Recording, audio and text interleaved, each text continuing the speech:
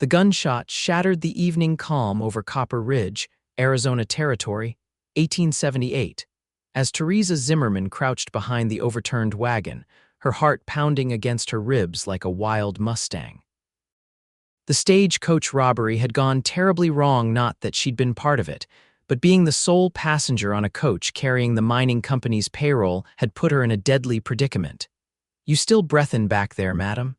A deep voice called from somewhere to her right. Theresa clutched the small derringer in her trembling hands.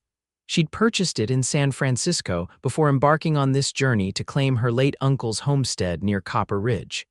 The weapon felt foreign in her grasp, but she'd be damned if she'd die without a fight. "I'm alive," she replied, trying to keep her voice steady, "but those bandits will be back." A tall figure approached, silhouetted against the setting sun. Instinctively, Theresa raised her derringer. "Whoa there," the man said, raising his hands. "Luke Sutton, madam. I track outlaws for the Arizona Rangers. I'm not with that gang." In the fading light, Theresa could make out a weathered face beneath the brim of a dusty hat, kind eyes that contrasted with the hardness of his jawline. He moved with the easy confidence of a man accustomed to danger. "The driver?"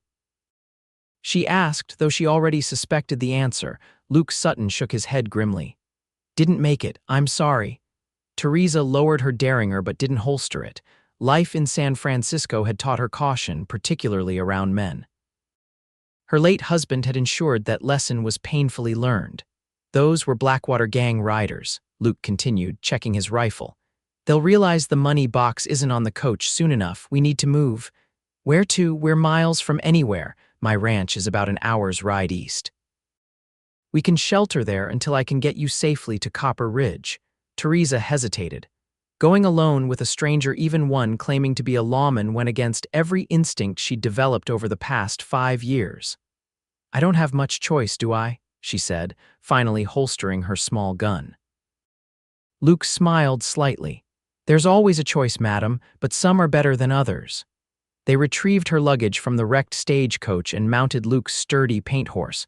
Theresa sat stiffly behind him, maintaining as much distance as the saddle allowed. "You can hold on," he said as they started off. "I won't bite."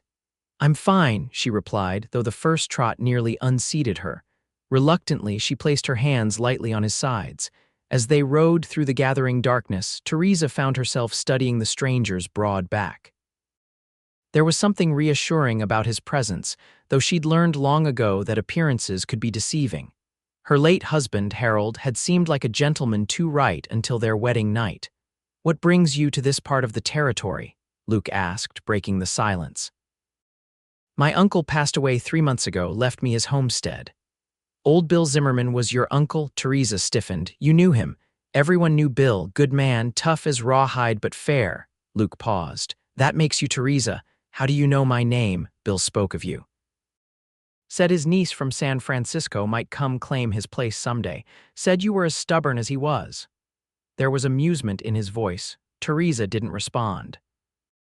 Her uncle had been her mother's brother, the black sheep who'd headed west while the rest of the family maintained their respectable but suffocating lives in Boston. She'd only met him once as a child, but they'd corresponded over the years. When Harold died and the creditors took nearly everything, Bill's letters had become her lifeline. Then his homestead became her only hope for a fresh start. The countryside transformed around them as they rode, the open desert giving way to grassland, and eventually the shadowy outlines of cattle grazing in moonlit pastures. A dog's bark heralded their approach to a collection of buildings nestled at the base of a rocky ridge. "Welcome to Sutton Ranch," Luke said as they rode into a well-kept yard. The main house was modest but solid, with a broad porch and windows glowing with lamplight. A young man emerged from the bunkhouse. "Everything all right, boss?" he called, eyeing Theresa curiously. "Stagecoach robbery, Tom." Miss Zimmerman here was the passenger, Blackwater gang. The young ranch hand's eyes widened. "They're getting mighty bold, want me to ride to town for the sheriff." At first light, "Too dangerous tonight." Luke dismounted and reached up to help Theresa down. She ignored his offered hand and slid from the horse herself, wincing as her feet hit the ground. Hours in the stagecoach followed by the rough ride had left her muscles protesting. "Stubborn as your uncle," Luke commented quietly, the hint of a smile playing at his lips. "Come inside. My housekeeper will have supper ready." The interior of the ranch house was surprisingly comfortable, simple furniture but good quality. Bookshelves lined one wall, unexpected in a cowboy's home. A plump, gray-haired woman introduced as Mrs.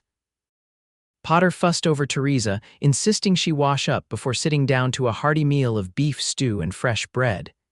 "You poor dear," Mrs. Potter said, pouring coffee. "Those Blackwater boys are getting worse by the month. It's not safe for a woman traveling alone in these parts." "I can take care of myself," Theresa replied, perhaps more sharply than intended. "No doubt," Luke said, entering the room. He'd removed his gun, belt, and hat and washed the trail dust from his face. "Anyone who faces down armed robbers with a pocket derringer certainly has spine." There was respect in his voice that caught Theresa off guard. Harold had never respected her, controlled her, belittled her, owned her like property, but never respected her. After dinner, Mrs. Potter showed Theresa to a small but clean bedroom. "Mr. Sutton said you're to have anything you need," the housekeeper said. "He'll take you to town tomorrow once he's sure those bandits have moved on." Left alone, Theresa sat on the bed, exhaustion washing over her. The events of the day seemed distant now, like something from a dime novel rather than her real life. She was alive, at least, and tomorrow she would finally see her uncle's homestead. Her new beginning. Morning brought clarity and caution. Theresa dressed in her most practical traveling outfit and repacked her bags. When she entered the kitchen, Luke was already there, studying a map spread across the table. "Your uncle's place is here," he said, pointing to a spot about 15 miles from Copper Ridge. "Good water source, decent grazing land. He built it up nice over the years." "I plan to keep it that way," Theresa said, accepting coffee from Mrs. Potter. Luke studied her over the rim of his cup. "Ranching isn't easy work, especially for someone on their own." "I didn't come west looking for easy." "No," he agreed. "I don't imagine you did." After breakfast, they set out for town in Luke's wagon. The countryside looked different in daylight, beautiful but harsh, demanding respect. Theresa tried to imagine building a life here, so far from everything familiar. "Your uncle hired help seasonally," Luke said, as if reading her thoughts. "A woman managing alone would need to do the same at minimum. I have some savings to get started." Luke glanced at her. "Money helps, but you need know-how and connections too. Copper Ridge isn't San Francisco. Folks take time warming up to newcomers." "Are you trying to discourage me, Mr. Sutton?" "Just being straight with you. Bill was a friend. I'd like to see his place continue to thrive." The town of Copper Ridge came into view, a single main street with false-fronted buildings, a church steeple rising above the rest. People stopped to stare as they rode in, a strange woman beside Luke Sutton naturally drawing attention.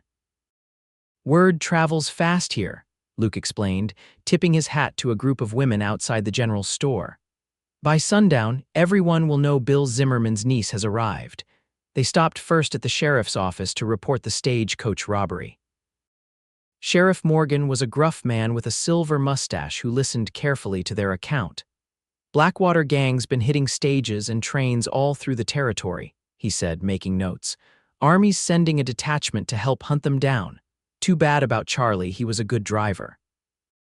From there, they visited the bank where Theresa established an account with her savings, then the general store to order supplies for the homestead. The proprietor, Mr. Hollies, regarded her with undisguised curiosity. "Bill's place needs a woman's touch, that's certain," he said while filling her order. "Been empty these 3 months. Luke's hands have been checking on it, keeping the worst vandals away." Theresa glanced at Luke in surprise. He hadn't mentioned this. "It was the least I could do for an old friend," he said simply. By mid-afternoon, they were on their way to the homestead. As they crested a rise, Theresa got her first view of her inheritance, a small house with a stone chimney, a barn, corral, and other outbuildings, all nestled in a valley with a creek running through it. The setting sun bathed everything in golden light, making it look like something from a painting. "It's beautiful," she breathed. "It is," Luke agreed. "Bill chose well." They rode down to the house. Inside was dusty but otherwise well-maintained 2 bedrooms, a kitchen with a cast-iron stove, a small parlor with a stone fireplace, simple furniture well-crafted. On the mantel stood a photograph of a much younger Bill with a woman and child Theresa recognized as her mother and herself. "He kept this all these years," she said softly, touching the frame. "He was proud of you," Luke said from the doorway. Said his niece had more fire in her than most men he knew. Theresa smiled despite herself. "We were alike in some ways." They checked the rest of the property. The barn needed minor repairs. The chicken coop was empty but sound, the corral fencing intact. The creek provided clear, sweet water. "You could make a good life here," Luke said as they stood by the corral fence watching the sunset. "But not alone, at least not at first. You'll need help getting established." "I'll hire what help I need," Theresa replied, turning to face him, "but I won't be dependent on anyone, not again." Something in her tone made Luke study her face. "Someone made you promises they didn't keep, my husband," she said after a moment. "He promised partnership but delivered ownership. When he died, I discovered he'd gambled away nearly everything we had and left me with his debts. I worked 3 years to pay them off. I'm sorry, don't be, it taught me valuable lessons." Luke nodded slowly. "Fair enough, but out here everyone depends on someone sometimes. It's how we survive." As darkness fell, Luke insisted on staying the night sleeping in the barn while Theresa took the house. "Until we're sure the Blackwater gang is nowhere near," he explained. She wanted to object but knew he was right.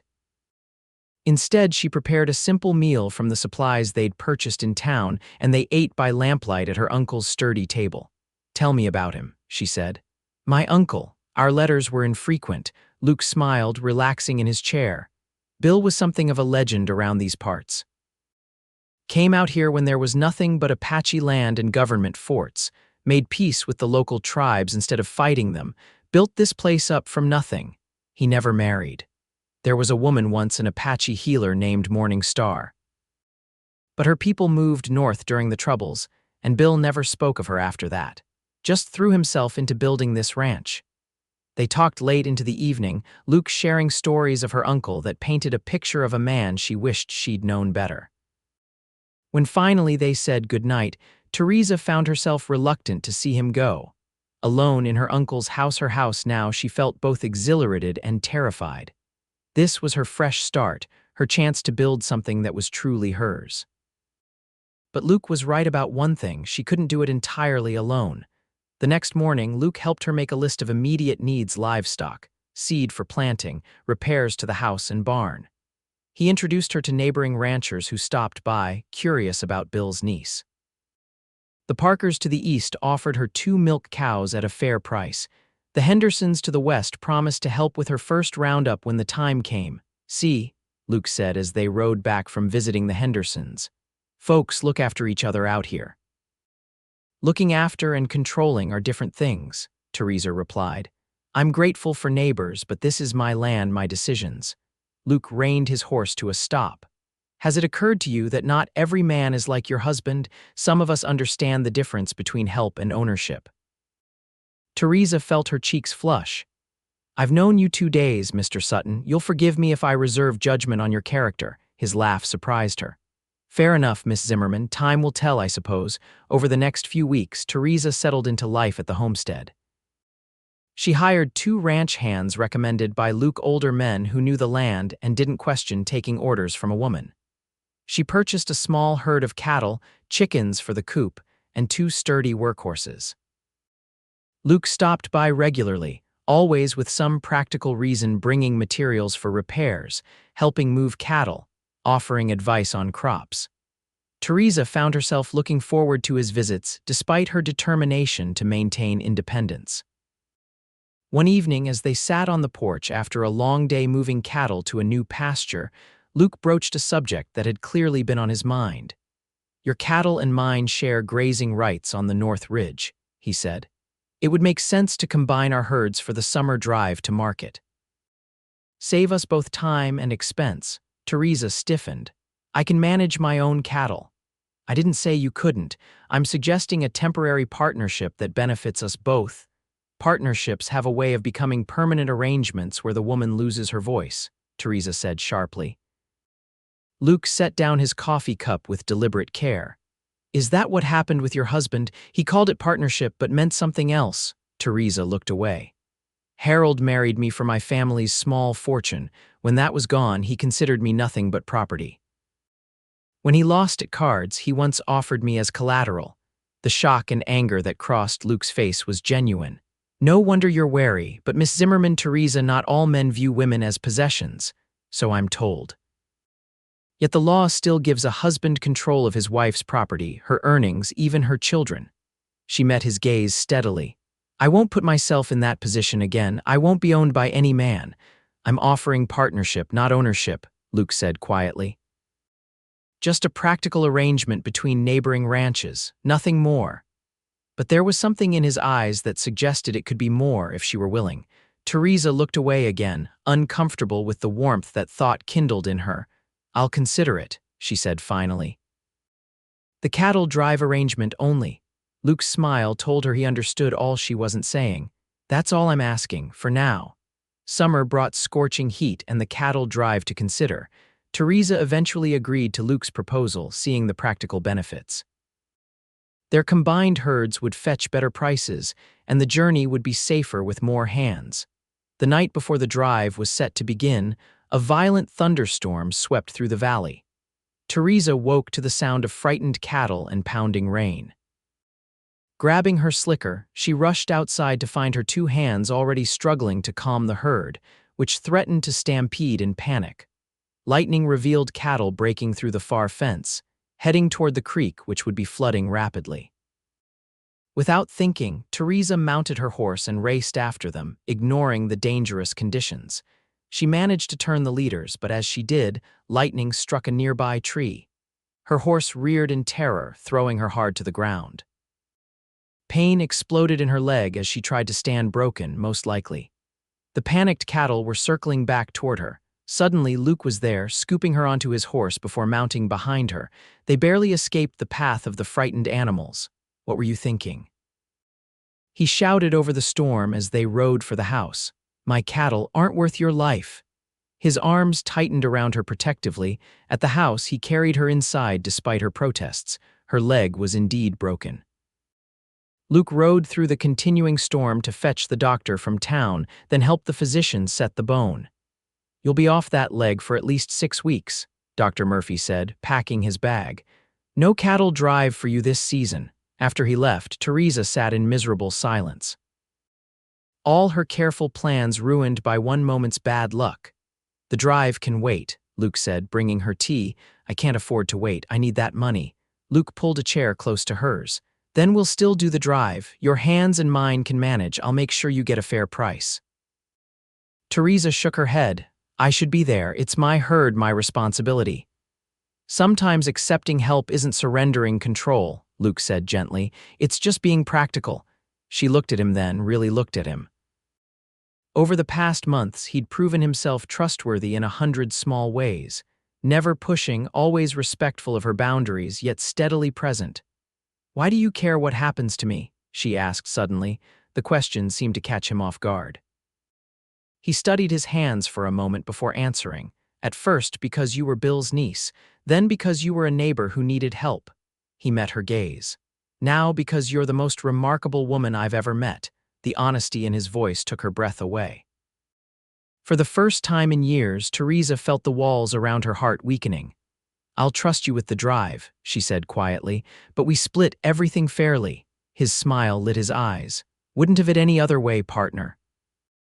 During her recovery, Theresa was forced to accept more help than she'd ever been comfortable with. Mrs. Potter came from Luke's ranch to cook and clean. Neighboring women visited with food and company. Luke himself stopped by daily, bringing news of the preparations for the drive. One evening, he arrived with a special delivery, a beautiful hand-carved cane. Made it myself, he said almost shyly. Figured you'd rather walk with this than lean on someone's arm once you're up and about. The thoughtfulness of the gift, respecting her need for independence even while helping her moved Theresa deeply. Thank you, she said, running her fingers over the smooth wood. It's perfect. Their eyes met and something shifted between them.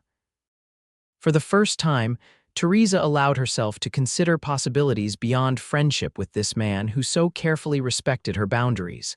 The cattle drive departed without her, Luke promising to send word when they reached the railhead in Santa Fe. The waiting was agony. Theresa filled her days with mending, reading, and planning improvements to the ranch, all the while wondering if she'd made a mistake trusting someone else with her livelihood. 6 weeks after the drive left, a rider appeared on the horizon. Theresa, now mobile with her cane, watched from the porch as Luke approached, dusty from the trail but smiling broadly. "We got top dollar," he announced, dismounting carefully. From his saddlebag, he produced a bank draft that made Theresa's eyes widen. "This is more than I expected. Beef prices were up, and your cattle were in prime condition." Pride colored his voice, pride in her, she realized. That evening they celebrated with a bottle of good whiskey Luke had brought back. Sitting on her porch watching the sunset, Theresa felt something she hadn't experienced in years: contentment. "I've been thinking," Luke said after a comfortable silence. "Your place and mine would make a fine combined operation. Better water management, more efficient use of grazing land, shared costs for improvements." Theresa tensed. "Are you proposing a business merger, Mr. Sutton?" Among other things. He turned to face her. "I know you value your independence. I'm not asking you to give that up. But I think we could build something remarkable together. And if I refuse the business arrangement, then we remain neighbors and friends." His eyes held hers. "But I hope you'll consider more than friendship, Theresa. I've come to care for you deeply." Her heart raced.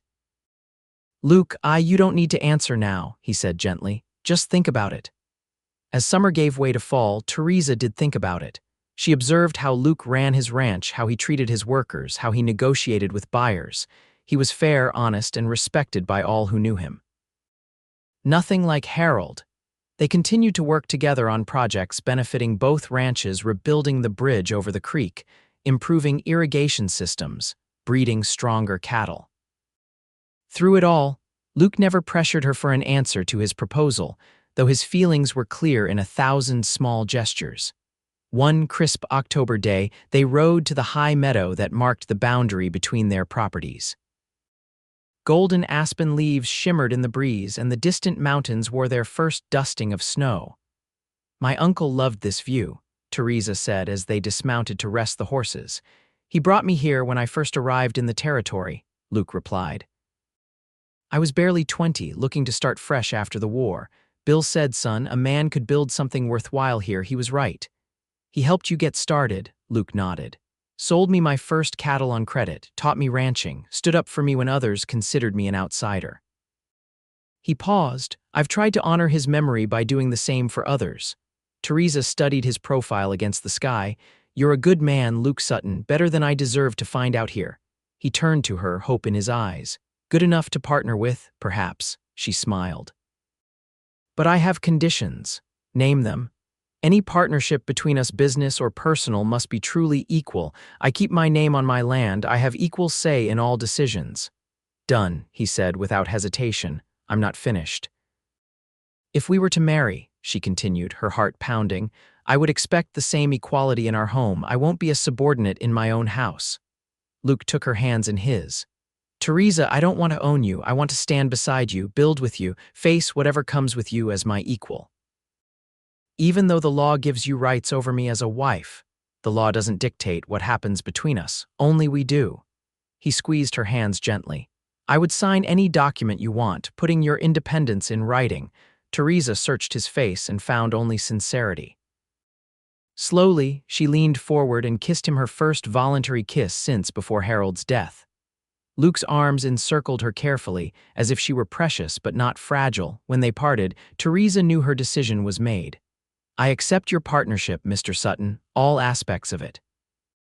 His smile was like sunrise breaking. "Does this mean you'll marry me, Miss Zimmerman?" "It does." She smiled back, joy bubbling through her. "But not before spring. We have ranches to run." Their wedding in May was a community celebration. Theresa wore a simple blue dress rather than traditional white, a symbol, she told Luke, of her non-traditional approach to marriage. True to his word, Luke had signed legal papers protecting her property rights and independence, shocking the town lawyer but earning Theresa's complete trust. They built their life together exactly as promised as partners. The Sutton Zimmerman Ranch became one of the most successful in the territory. When children came first a son, then twin daughters, they raised them to understand that true partnership meant respecting each other's strengths and supporting each other's dreams. Years later, long after Arizona had become a state, visitors to the ranch often commented on the unusual dynamic between the aging owners. Luke would just smile and say, "She wouldn't be owned, so I offered partnership instead. Best decision I ever made." And Theresa, her once fiery hair now silver but her eyes still bright, would nod in agreement. "Partnership," she would say, "is worth far more than ownership ever could be." On their 50th wedding anniversary, surrounded by children, grandchildren, and even a few great-grandchildren, Luke presented Theresa with a gift, a framed copy of their partnership agreement from all those years ago.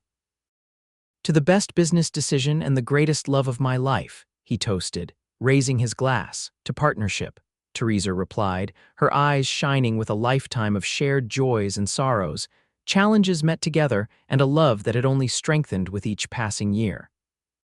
That night, sitting on the porch of the home they'd built together, watching the same stars that had witnessed their first kiss on the high meadow, Theresa reflected on the journey that had brought her here.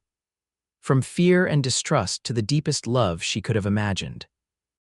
From insisting on independence to discovering that true partnership enhanced rather than diminished her strength. "Penny for your thoughts," Luke said, his hand finding hers as it had countless times over their years together. "I was thinking about that first cattle drive," Theresa replied. "How terrified I was to trust you with my livelihood. And now I can't imagine having faced life any other way than with you beside me." She squeezed his hand. Equal partners through it all. Luke's eyes, still bright despite his years, held the same love they had that day in the meadow. "That's all I ever wanted," he said softly, "just to walk beside you." As the sun set on another day of their shared life, Theresa knew with absolute certainty that she had found something far rarer and more precious than mere independence. She had found a true partnership of equals, and with it, a love that had transformed them both.